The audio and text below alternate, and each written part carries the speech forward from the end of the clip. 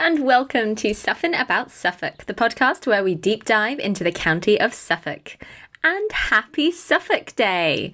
Yes, it is Suffolk Day. Inspired in 2016 to recognise everything that makes Suffolk great, BBC Radio Suffolk's Mark Murphy, along with Archant, the County Council and many other stakeholders, created the now famous Suffolk Day. With various things happening across the county to celebrate our great icons, attractions, landscapes and institutions, Suffolk Day is something everyone can get involved with. As we re-emerge from the global pandemic and look to the future, we can hope to make the day bigger, brighter and better. So even if you're having a fairly limited Suffolk Day today due to the restrictions, I wish you a happy one, and do get in touch across social media to share what you've been up to. In today's episode, I sat down with David, a member of Suffen About Suffolk's resident band, the Silburys. He tells us how the band got together and what they've been up to over the years. Ironically, we never normally hear for Suffolk Day. Oh. Because for about 8 or 10 years, we've played in France and Belgium around this time. Oh, wow. At particular events? Yeah, well, it started as for one event. In the way that we have, you're probably aware, but Music Day, Ipswich Music Day, started as a national music day, and Ipswich just did it. And gradually, most places have fizzled out, but Ipswich has continued on with Music Day, and as you know, attracts 30,000 people. Yeah. Anyway, in France, they have the Fête de la Musique, and it's a national music day, and it is national, and it's always the 21st of June. So whereas Music Day, I think, is always the first Sunday in July. Mm-hmm. So it's a floating feast slightly. The Fête de la Musique is always the 21st of June, whether that's Monday, Sunday, Thursday, whatever. Oh, wow. So we started off playing the main Fête de la Musique event in Arras in France. Mm-hmm. Arras being, and here's another Suffolk connection, Arras being Ipswich's twin town. Oh, nice. And we have a history with Arras, as well as being twin towns for about 30 years and economic connections. The Suffolk Regiment during the First World War, what's the word?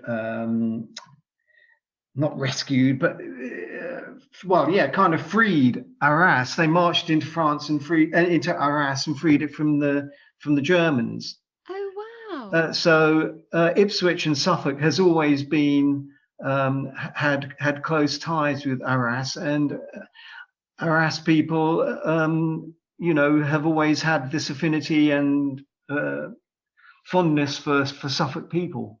Oh, that's so cool! I never knew that. Yeah. Hence we started off playing the Fête de la Musique in Arras, and it gradually built up from there. So we built around a little 4 or 5 dates normally. We'll normally play a couple of bars in Arras, and then there's a bar in Bethune, another northern France town, and Ardres, Ardres, and we slipped over the border into Oudenaarde in Belgium. So it's worked out to be a nice little event. Yeah. Was. Oh, that's cool. So I assume you couldn't do that last year. That's right. So last year was the first time we've missed out in our existence, actually, which is quite sad, because it's always a good thing, and we've made good friends over there with other musicians and bands and choirs and things. Yeah. So we tend to slip along to each other's performances because in the way that Ipswich Music Day has 6 or 7 stages plus music going on in the Mansion and 1 or 2 other venues. In towns like Arras, they have music going on in many different venues. On the main square, there's a huge stage. There's a couple of theatres have music going on in them, including the main theatre, the equivalent of our region, if you like. And every street corner seems to have a stage. almost too much. So the whole town is solid with people, and as you wander along the streets, music kind of bleeds from one corner to the other. So Oh, you might have a heavy rock band on one corner, and maybe a choir on the other, and as you start to walk between one and the other, I mean, it's a wonderful festival. So wow. no, you know, that sounds like a complaint. I'm just trying to give a flavour of what it's like. It's a really amazing festival, and we played on the main square, and we played the theatre a couple of times, and it's built up from there. So it's you know, really a really fantastic event, and hence a Yeah. couple of bars have picked up on us, and we've ended up playing some bars. And at the invitation of people from other cities and towns who've been in Arras for the event and had seen us, hence we've ended up with concerts in Bethune, and Oudenaarde and such like. So there we go. That's the way Yeah. word travels. That's amazing. That's so cool.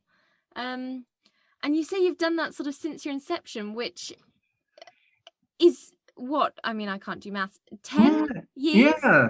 Well, certainly by the time we were a duo as a working unit, so certainly within a year or so, we managed to get involved um, with that, which was good fun, because we started as a duo. Scott and I were in kind of partnership working organisations in tourism. And the funny thing was, we knew each other reasonably well over a number of years. And one night, we had an evening meeting or an early evening meeting, and I said I must get away because I always play badminton at 6 on a Wednesday evening, so I needed to get away quickly. And Scott's sort of throwaway comments is, "Oh, I love a game of badminton. We'll have a game of badminton sometime." So a few weeks or months later, the buddy who I play badminton with every Wednesday night was on holiday, but I booked it as usual and contacted Scott, and I said, "Oh, if you're up for it, I've booked a game of badminton for Wednesday night." And he said, "Yeah, it'd be brilliant." Then he said, "Oh no, I can't on a Wednesday. I do folk without smoke." Ooh. I said, "Folk," and so this will give you an idea of how long ago it was. I said, "What's folk without smoke?" And he said, "Well, my local, the Ofton Lime Burners." He said, they also own the fish and chip shop, and they own the little restaurant room which joins the fish and chip shop and the Lime Burners. And on a Wednesday night, they don't do fish and chips, so that the restaurant sits open but adjacent to the pub. He said, so I had a word with the landlord and said, if I bring a dozen or 15 or 20 people in, whatever it is, can I have that room on a Wednesday night to play folk music? And they said, yeah, sure. And because it's a separate room, and this is when, in the days when people were still smoking in pubs, Scott wanted it to be a smoke-free environment. So anyway, I said, well, I'd play a bit of music. So before I knew it, I was taking my guitar along to the Lime Burners on a Wednesday night, and for this folk without smoke session. And then we discovered we liked one or two of the same songs. So for a few months, we would occasionally play these little folk events or a garden party or something, and we'd turn up and we'd play these same 3 or 4 songs. And then from there, really, we realised we were enjoying doing this, and if we wanted to do it a bit more seriously, we needed more than 3 or 4 songs. So we learned, for our own sanity as well as anyone else's. So we not only did we start learning songs, but we both wrote stuff as well. So we both bought 3 or 4 songs of our own to the feast, if you like, and we realised there was enough there for an album. So we went into a studio in Ipswich and recorded our first CD, The Tudor Rose. And the thing about that was we were both basically Suffolk people, and but it just so happened that 2 or 3 of the songs we'd come up with were Suffolk related. So that's been a theme we've carried on with each of the CDs, and we're on our 4th CD now. And so that's how it's all come about, really. I mean, we don't solely play Suffolk music. I mean, we could do, We have played at specific events where we've only played our Suffolk collection, if you like. But we've got other songs we've written. Scott's written a couple of songs about, the economic downturn in austerity, Nice. and that sort of stuff.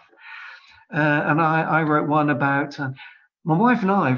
A few years back, we had the holiday of a lifetime, if you like, and went up the east coast of America. Oh, wow. For 2 or 3 weeks, and we spent a couple of nights in New York, and we went to the Ground Zero 9/11 site, and there's this remarkable memorial. I didn't know what to expect. A huge square, marble type square with water tumbling over it into a huge pit, which was the footprint of one of the buildings. And all around the outside on this marble were engraved the names of the people who lost their lives. And one of them, it just stuck. I'm so glad I saw it in a way. Of all the hundreds of names, there was one inscription, very small. It just said, Rama, Sally, and her unborn child. I thought, well, crikey, there's enough there for a song. So I actually wrote it on holiday, and I came back and we worked it out as a band. By then, the other two guys had joined us, and we were a 4-piece. So that goes to, we do write a lot of Suffolk songs. We're very proud of our Suffolk heritage, but we don't shy away from writing a little bit about other things if the opportunity arises. Yeah, definitely. So how did the other two join to become a 4-piece? Well, that was good fun. By now, Scott and I had produced 3 CDs, and the third one was a bit of a hybrid. And it started to go away from obvious Suffolk titles like Thomas Wolsey and the Dunwich Bells and such like. But it was still inspired by Suffolk. Hence, a couple of songs by Scott about the recession and such like, and what we saw going on around us. But it was a bit of a hybrid because we recorded it as we had done previously as a duo. And then the guy who recorded it, a lovely guy, Peter Corp, who we knew for many years from various folk clubs and things and sessions that he organised, he produced it, and he played bass on 2 or 3 of the songs. And more than that, he surprised us. One day we went back, and he'd actually got his son, who's a drummer, to play drums on 2 or 3 of the tracks. And so we really, really liked it. The only strange thing was we had played the songs as an acoustic duo. And so we hadn't emphasized particular bits of the song, if you know what I mean. Whereas the drummer came in and he helped bring light and shade and emphasis on. So it was a good lesson for us. But we were hooked with the idea of bass and drums. Well, Peter was busy doing a lot of other things. He certainly didn't want to join a band. And his son works away from home, and he just happened to be back for a weekend and had added the drums on the CD for fun. So anyway, Scott and I went about our usual business, playing gigs and whatnot. And at one of the gigs, a couple of guys sat at a table, and one of them in particular was tapping his feet and using his forefingers and slapping the top of the table that he was sitting at. He appeared to be enjoying himself, and and he was certainly able to wave a wine bottle in time with what we were doing, and didn't appear to spill a drop. So we thought, well, here's a skilled guy. And in a chat later on, he was chatting and said, if I really enjoyed what you do, I enjoyed the rapport, not just the music, but Scott and I tend to do a bit of storytelling, and we tend to wind each other up a bit, and in front of people. And the guy said, I really like what you did, and if ever you need a drummer, do contact me. And he gave us his phone number. So that's a drummer. Well, I'd known Diz Deacon, a bass player. I'd known him, I hate to say this, give my age away, but I'd known him for the best part of 40 years, since late teens. early 20s, and we'd always been in bands at the same time, crossing over, and we'd been good friends, but we'd never been in a band together. But I contacted Diz, and he was really up for it. And he's in other bands anyway. He's in a jazz band locally called Phoenix Jazz and all sorts of other things. And he's a general, really gifted bass player about town. He's one of those people, he doesn't need to know what key it's in, or doesn't need to know a chord sequence. You just start playing and he joins in. You know, he's just a gifted guy and a great friend for 40 years. So we contacted Diz, and he was up for it. And we had one practice, actually, the four of us in a church hall. And by then, that year, 2018, it was already past enrolment time for Ipswich Music Day in the July. But I had a word with Ipswich Arts Association. Oh, no, sorry, they came to us and said they got a spare slot. Oh, perfect. Yeah, well, we were already playing a slot as a duo. Mm-hmm. So I said, well, would you fancy giving us a break as a four-piece? So we did 2 sets that afternoon, one about 2:00 in the afternoon as a duo, and then the last set of the afternoon about 4:30 or 5 as a four-piece. And so that was the first time we all played together, and it went great, and it went down a storm, and I think it was in the mansion, and the room was absolutely packed, and people standing outside and around the edges and such like, and we got such a buzz from it that from then on, we were just off. So within 6 months, we were gigging fairly regularly, and by spring 2019, we played at St. Peter's in Ipswich on the waterfront there. And it was little did we know, but the whole concert was recorded. And from that, we got 8 or 10 songs, which we were really pleased with. And so we produced a live album, and that's the last album, and live at Springfest. And we've been really pleased with the uptake. I mean, that's been played all over the country now, in kind of folk acoustic rock radio stations, Yeah, and friends at Radio Suffolk, John Wright there, Stephen Foster certainly did, and 1 or 2 other instances. It cropped up for a few weeks, quite regularly. So we were really delighted. And then, of course, unfortunately, COVID kicked in. So yeah, of course. Yeah, so there we go. That's a kind of a potted history of us, as it were. Yeah, and up to date. So yes, what are the plans sort of going forward?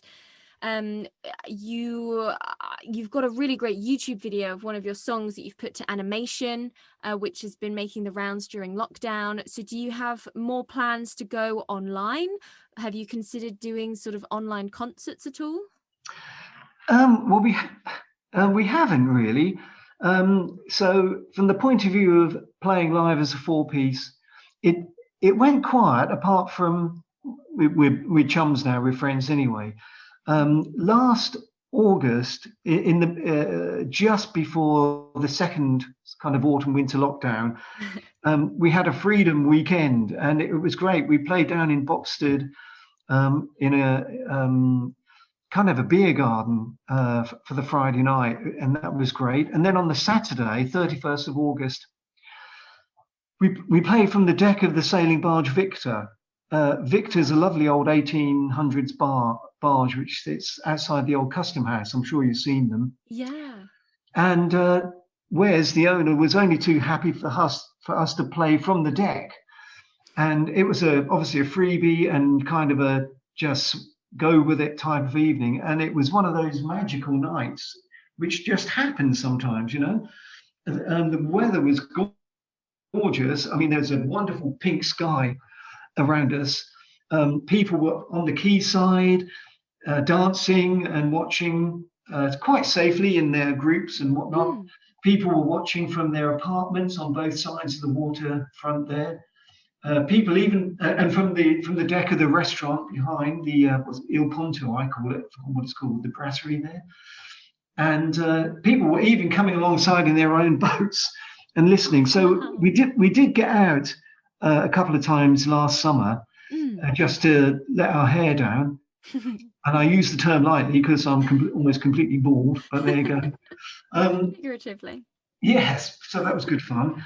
And a couple of times this spring we practiced in my back garden when time's allowed. Yeah. And we've got very understanding neighbours, which was good fun. And of course, you very kindly used some of our music on your podcast. So Yeah. what was that was great fun getting together.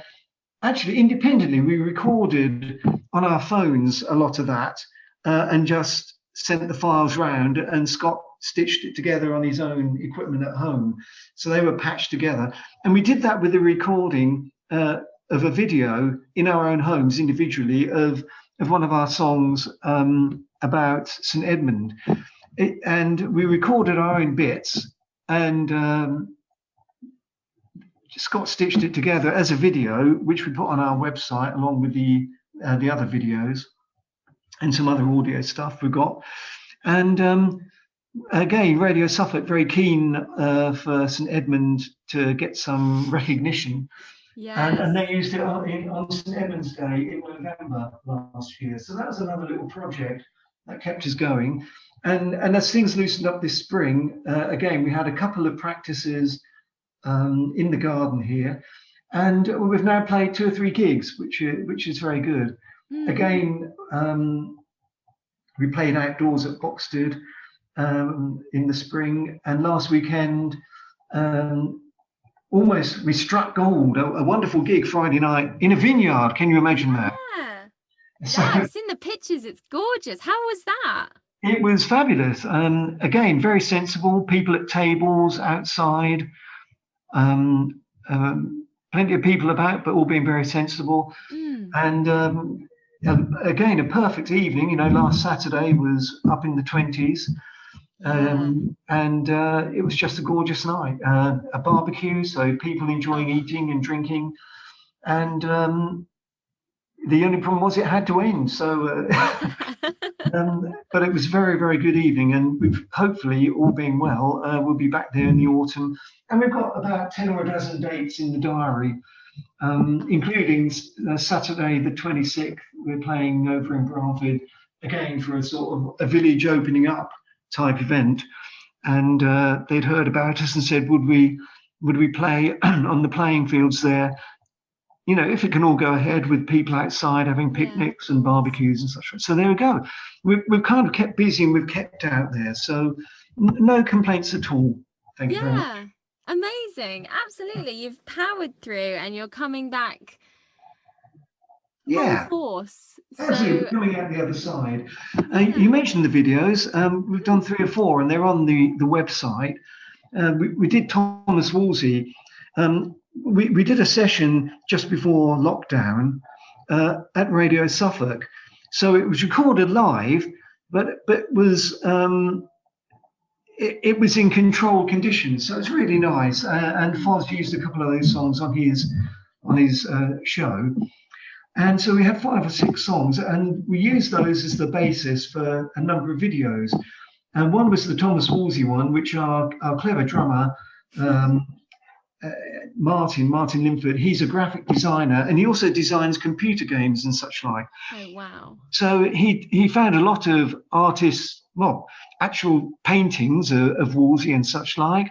And he went around town taking photographs of Tudor Ipswich. And he took dozens and dozens of photographs of the Thomas Wolsey statue from different angles. So he was able to make it move. So Thomas Wolsey was able to stand up and start moving around, which was amazing. So impressive. And so he puts the story of the life of Thomas Wolsey with his beginnings in Ipswich and Hampton Court and his life at court with Henry VIII. And he put the story together to the song of ours of Thomas Wolsey, to this really wonderful cartoon animation. And in actual fact, what was brilliant, that and another one we recorded at Dunwich, on location in Dunwich, with the Dunwich Bells, have both been used all over the country in different music websites, magazine websites. Ipswich Arts Association have used it. Good friends like Grapevine and 2 or 3 others locally have used it. So it got a lot of exposure and a lot of good comments from all over the country. So that was really very pleasing. Amazing. And do you have as a band a sort of ambition to reach a certain height? Do you want to be the band on Graham Norton? Would you love, I mean, is it a genuine ambition to sort of get into the charts, as it were? I think, well, we'd love it to go as far as it can, and we're not tired of it. I mean, we're not, we're not young, and we don't play. I think we play a very accessible music, and the good thing, the good thing about, for example, the Vineyard the other night, they were very much, I would have to say, our kind of audience. They were very much 30s, 40s, and 50s, I would say, which is. I don't mean that people younger than that don't like what we do. A lot of people do. On the waterfront last summer, there were a lot of younger people who'd enjoyed a beer in the bars and whatnot, and in quite a controlled way, they were enjoying sort of jigging and But generally, radio airplay has been good, and comments have been good in that genre, which is acoustic rock, and kind of folk. We're not traditional by any means. I mean, people who like bands like REM, for example, would tend to like what we do. So that gives you an idea. From college age up. I have a daughter who's 23. And some of her chums come along and they like what we do, So the ambition is to do what we can really and keep going. We're certainly very pleased. We were delighted, to provide music for your good self and for the exposure that brought, for radio exposure. And we've had our music on other things on video. Areas of outstanding natural beauty have used some of our instrumentals to as a backing for some of their video on their website, for example. Oh yeah. So that's really nice. And this, you're probably aware, there's an annual walking festival, the Suffolk Walking Festival, which is 3 weeks of really wonderful walks, 80, 90, or 100 led walks around the county. And this year, for the second year, there was no walking festival. But this year, they got together and they made it a virtual festival. And basically, they spoke to people like Leslie Dolphin from Radio Suffolk, and Melissa Harrison, who's a novelist who happens to live in the county, and people like this who love the county, and they recorded them in the favourite part of their the county on a walk, talking about what they loved about it and could hear and could see. And so the festival organisers approached us, and they used our music, a bit like your good self, in between speakers as links and such like. So that was more, and that got good comments from all over the world. I was surprised people from America and Belgium and such like, let alone other parts of the country, were commenting on it and how appropriate the music was. So we don't make any money out of this, but an ambition is that kind of to get that kind of exposure. I mean, I'm not saying if someone came along and said, would we write a theme tune, and I'm not saying if it went viral like Friends or something. What's the name of the band that wrote the Friends? Now you're asking pop quiz question. Yeah, the Rembrandts. Yes. I mean, the song anyway. I mean, I'm being silly here, but I'm not saying if a piece of music we used wasn't, we wouldn't want it used if someone said, can we borrow that? And, I'm not saying I wouldn't want that to happen. Yeah. And certainly wouldn't not try to, but who knows? Who knows? I might be able to give up the day job yet. Who knows? But it's not long before I get a pension anyway, never mind the day job. There we go. You have all the time in the world then. You can tour and absolutely, yeah. visit all the sets for all the TV shows. Well, there we go. things up. Maybe it's about time we started touting our stuff around more. Absolutely. No, I absolutely love every piece of music that you send me. It's always a joy to listen to, and it always fits the episode perfectly. I love all of your songs. So thank you so much for coming and chatting with me. Where can people find you online? Okay, well, that's great. They can follow us currently on Facebook and on Twitter. And after last weekend at the Vineyard, they were trying to encourage us to go on, what's the other one? Oh, Instagram. Instagram, yeah. Yes, come to Instagram. So it's about time. So I keep intending to get us on Instagram. And we've got a website, which is thesilburys.com. And of course, you can find little bits on YouTube. Some of it is very old and might be us playing at a friend's barbecue years ago. But there's some stuff. I'm sure if people search for Dunwich Bells or Thomas Wolsey on YouTube, they certainly crop up. But go to our website and there you go. They'll find 3 or 4 videos and plenty of audio on there. And of course, we've got 3 or 4 CDs, which they can get hold of. And look out for us and come and see us live and do say hello. I mean, the nicest thing is we play small and friendly gigs anyway, generally. And it's always great just to chat to people. Yeah. Good fun. Amazing. And is there an album on the horizon? We've got enough new songs for a new CD. Woo. And we'd certainly like to do that. I mean, when the guys joined us permanently as a 4-piece, we'd already got 3 or 4 new songs, and we'd all imagined visiting a back catalogue of 2 or 3 songs that we play from the older CDs that we now play as a 4-piece. But we've got so much new stuff coming through that really we think the next project is a brand new CD with all new songs. And so yeah, which is very, very exciting and always rewarding. Absolutely. And great fun. They're all friends now. You know, they're mates, and we just have such a good time. So that's the next project, really. Yeah, amazing. Wonderful. Well, I wish you the best of luck with everything. I can't wait to hear your new album, and I'm going to try and come along to one of your gigs. I'll put all of the information in the show notes below, all of the websites and all of the information for all of your upcoming gigs. Thank you so much for having a chat with me today. Well, thanks, Emily. Thanks so much. And here are the Silburys with Through Edmund's Eyes.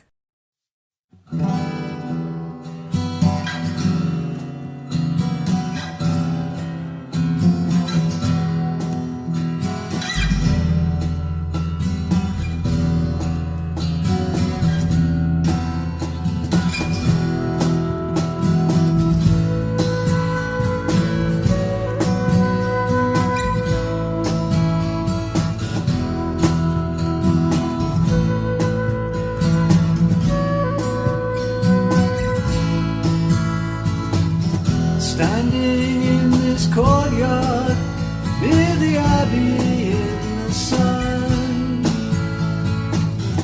people walking by, the working day has just begun. I see a lonely figure, slightly built but standing high. I move a little closer, look into St. Edmund's eyes, St. Edmund's eyes, St. Edmund's eyes.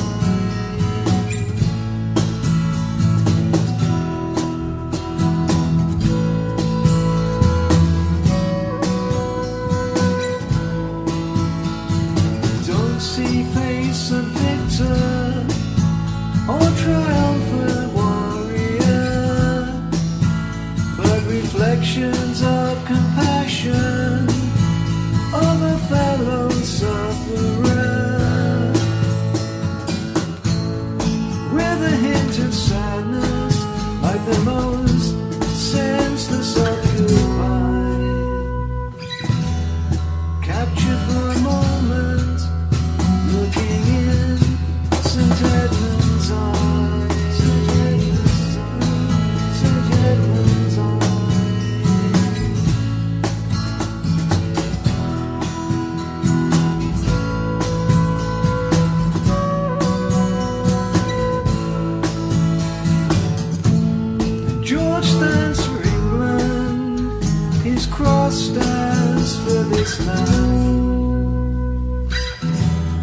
Edmund stands in this courtyard, cross of sorrow in his hands.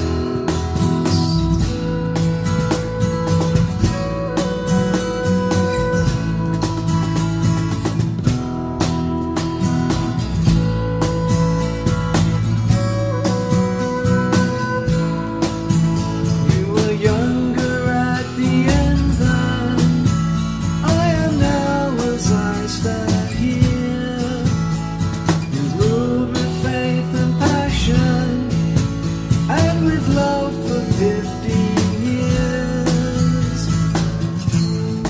Sign away your kingdom, sword and arrow was the prize.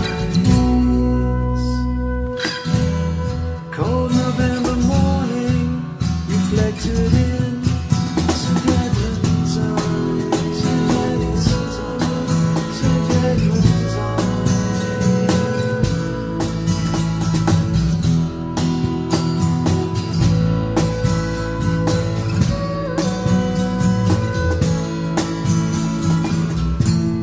George stands for England, his cross stands for this land.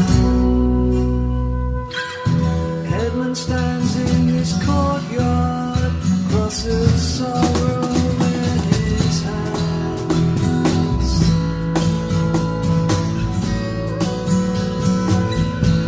In his hands.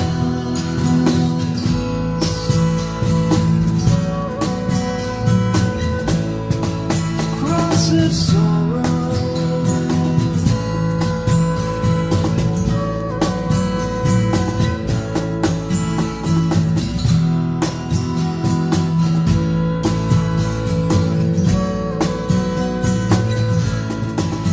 Cross of sorrow.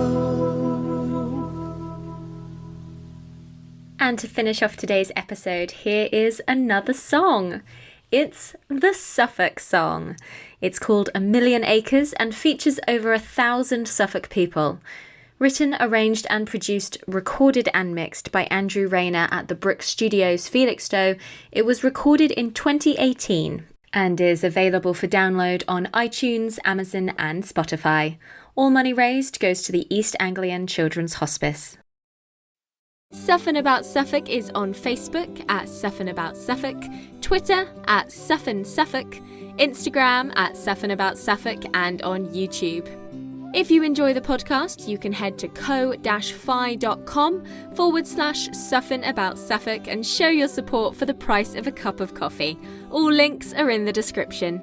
All the music you heard today was composed by the Silburys. You can follow them on Twitter at SilburysThe and hear more of their music at www.thesilburys.com.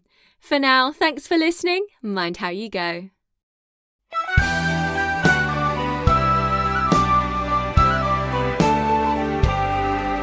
From gently rolling green meadow through heathlands, wrecks and fens, the castle, churches and